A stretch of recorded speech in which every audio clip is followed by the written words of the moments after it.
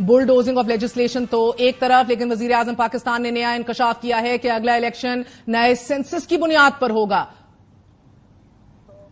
6 महीने से ये सुन रहे हैं और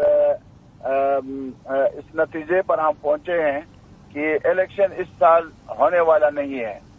और जमात इस्लामी पाकिस्तान का मुतालबा ये है कि वक्त पर इलेक्शन होना चाहिए, जो आइन पाकिस्तान का तकाजा है। और ये अभी तक जो डिजिटल मर्दमशुमारी इन्होंने की है उसको मुश्तहर भी नहीं किया है, उसकी गज़ट भी नहीं इन्होंने निकाला है। तो ये चीजें जो है ना जी, ये चीजें जो है ये खुद ब खुद फिर कानून साजी इन्होंने की, बोरी हुकूमत को जो बैनुल अक़वामी मुआहदात पर अमल दरामद करने की वो इख्तियारात उनको दिए हैं। तो इससे पता चलता है कि इनकी नीयत में फतूर है, ये इलेक्शन जल्द कराना नहीं चाहते और ये अवाम का सामना इस वक्त करना नहीं चाहते। लेकिन अवाम अगर इस मुतालबे को लेकर उठेगी तो मेरे ख्याल में ये मजबूर होंगे कि वक्त पर इलेक्शन हो और आइन के मुताबिक ही इलेक्शन हो, जो 90 दिनों के अंदर होना है। या अगर वक्त पर अपने वक्त मुकम्मल करके असेंबली तहलील होती है तो 7 दिनों के अंदर इनको इलेक्शन कराना है। मगर चित्राली साहब, इतना बड़ा फैसला वजीर आजम का सेंसस की बुनियाद पर अगला इलेक्शन क्या मुशावरत से नहीं होना चाहिए था? JUIF को हमने लिया, उनको पता नहीं, पीपल्स पार्टी के जराए हमें कह रहे हैं हमसे मशवरा नहीं किया। नहीं, ये तो असेंबली में आना चाहिए था, असेंबली में इसमें डिबेट होना चाहिए था, या स्टेक होल्डर्स को, तमाम पार्टियों के, सियासी पार्टियों के स्टेक होल्डर्स को उनको बुलाना चाहिए था, बाहमी मुशावरत के साथ होना चाहिए था। लेकिन सूरत हाल इस वक्त ये है कि कोई मुशावरत नहीं हो रही है और फैसले कहाँ से हो रहे हैं ये भी हमें पता नहीं। तो चित्राली साहब, आज ऑफिशियल सीक्रेट एक्ट बिल समेत ज़िमनी एजेंडे पर आने वाले बिल्स पर भी आपने एतराज किया, क्या वजह बनी कि आपको ऐवान में एतराज करना पड़ गया? देखें, सबसे पहला एतराज मेरा ये था, एक तो इन्होंने ज़िमनी बजट, ज़िमनी एजेंडा लेके आया और ज़िमनी एजेंडे में जब उन्होंने रूल सस्पेंड की और फलान से लेकर फलान तक ये नंबर तक ये पास किए जाएं और फिर जब एजेंडा हमें दिया गया और उसके साथ ही बिल्स मंजूर होना शुरू हो गए। अच्छा, दो मिनटों में 2 बिल तो इन्होंने मंजूर कर दिए। तो मैं उठा, मैंने उनको कहा, देखें अभी तक आप लोगों ने एक तो एजेंडा हमें नहीं दिया था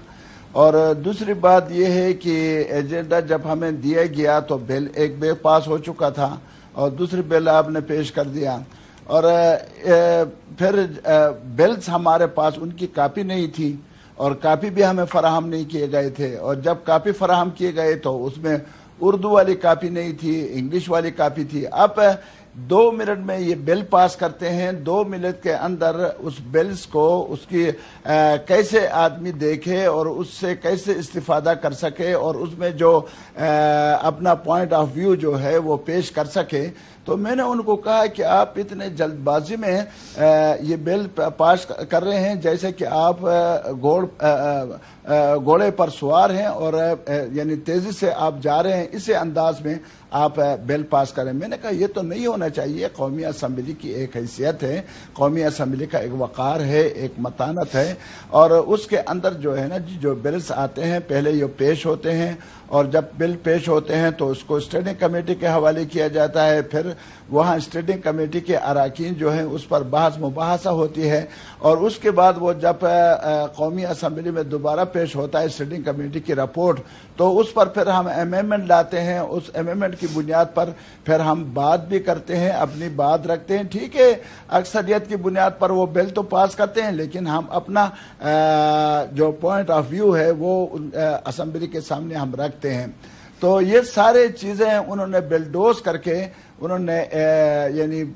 पूरे तौर पर इमरजेंसी में गोया कि दिन उनके हाथ से निकल रहे हैं और अगर आज ये बिल पेश न हो और पास न हो तो कल को फिर क़यामत नाजिल होगी, इस अंदाज में वो बिल पेश करना शुरू कर दिए। तो मैंने उस पर एतराज़ उठाया, मैंने कहा जनाब स्पीकर इस तरह नहीं होना चाहिए, ये तरीक़ा नहीं है। फिर उसमें यह है कि जो बिल उन्होंने उस फौरी तौर पर पास कर दिया اس میں انسانی بنیادی حقوق جو آئین کے بھی خلاف ہیں اور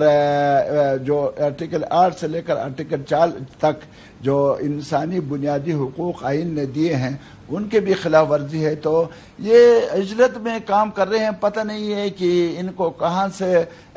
آرڈر آتا ہے اور کہاں سے ان کو یہ مشورہ دیا جاتا ہے کہ بس اس کو 5-10 منٹ کے اندر یہ بلز پاس ہونے چاہیے. سر یہ آرڈر کا مسئلہ ہے مولانا صاحب, یا ہماری معاشی مجبوریاں ہی کچھ ایسی ہیں کہ اب گھوڑے پہ سوار ہو کے اب آگے ہی بڑھنا ہے؟ یہ بالکل آئی ایم ایف کی طرف سے باقاعدہ دیکھیں, آج پیٹرولیم مصنوعات کی قیمتوں میں جو انہوں نے اضافہ کیا تو یہ آئی ایم ایف کے اشارے پر, اور بعض بلز جو پاس ہوتے ہیں وہ بھی آئی ایم ایف کے اشارے پر ہوتے ہیں, اور پھر بعض ایسے بلز بھی ہیں جو نادیدہ قوتیں جو ہیں وہ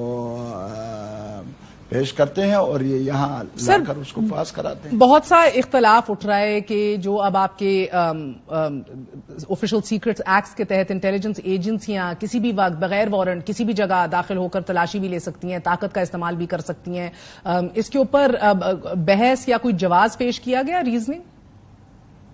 دیکھیں تو یہ تو میں نے آپ کو کہہ دیا نا کہ ایک چیز ہمارے سامنے آ جاتی تو ہم اس میں ایم ایم ایل لاتے, اس میں ہم بات کرتے اور اس کے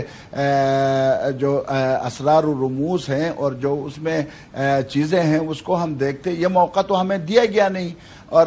اسی طرح سے انہوں نے پاس کر دیا, لیکن یہ ہے کہ یہ انہی کے گلے میں پڑ جائے گی. یہ میں بار بار کہہ رہا ہوں, دیکھیں یہ قانون سازی تو اس اجلت میں کر رہے ہیں, کسی کے کہنے پر کر رہے ہیں, جو بھی کر رہے ہیں, لیکن کل کو یہی سیاسی پارٹی خود اس کے ضد میں آ جائیں گے. سر اور بھی کچھ چیکس اور بیلنسز اور لیک آف ٹرانسپیرنسی کے ایشوز ہیں. اہم ترین قانون سازی کے تحت نئے خود مختار فنڈ کو وچ وی ڈو ایبسولوٹلی نیڈ, لیکن سر 3 بنیادی قوانین سے اس کو مکمل استثناء حاصل ہے. تو کہیں نہ کہیں آپ کو یہ ہمارا ماضی بھی دیکھتے ہوئے ٹرانسپیرنسی کے حوالے سے اور ایک پروسیس کے تحت چلنے کے حوالے سے خدشات نہیں بڑھتے؟ پیپرا رولز کو بھی فارغ کر دیا گیا ہے, پرائیویٹائزیشن کمیشن آرڈیننس کو بھی فارغ کر دیا گیا ہے, اسی طرح آپ کی جو پرائیویٹائزیشن آرڈیننس ہے اس کے تحت بھی نہیں کام کیا جائے گا, کیا کہیں گے؟ اصل میں میرے خیال میں یہ اس وقت جو پی ڈی ایم کی حکومت ہے اور حقیقت یہ ہے کہ یہ نااہلوں کی حکومت ہے اور ان لوگوں کو یعنی مستقبل کا بھی پتہ نہیں ہے, کل ہمارے ساتھ کیا ہونے والا ہے کیا نہیں ہونے والا یہ بھی ان کو پتہ نہیں ہے. دیکھیں انہوں نے نیب کے جو قوانین پہلے بنائے تھے جنرل مشرف نے, اس میں انہوں نے اس کے بعد 2/3 اکثریت کے باوجود بھی اس ترمیم انہوں نے نہیں کی, اور صرف اسی وجہ سے کہ ہماری حکومت آ جائے تو مخالف کو ہم زود کوب کریں گے اور نیب قوانین کے ذریعے ان کو بلیک میل کریں گے, اور یہ ہوتا رہا. اور حتیٰ کہ مسلم لیگ کی حکومت 2/3 اکثریت سے قومی اسمبلی میں موجود تھی اور وہ آئین میں بھی ترمیم کر سکتے تھے, لیکن اس میں ترمیم نہیں کی. بعد میں یہ خود جب اس کے ضد میں آ گئے تو انہوں نے پھر اس میں ترمیم شروع کی. یہاں بھی آج جو بلز انہوں نے پاس کیے ہیں یہ کل کو ان کے گلے پڑ جائے گا, ان کے لیے مصیبت بن جائے, یہ بلز جو ہیں مصیبت بن جائیں گے اور یہ خود اس کے ضد میں آ جائیں گے. تب جا کے یہ ہوش کے ناخن لیں گے کہ یہ چیز تو ہم نے غلط کر دیا تھا اور ہم نے غلط پاس کیا. بہت بہت شکریہ. ہمارے ساتھ جماعت اسلامی کے مولانا عبدالاکبر چترالی موجود تھے.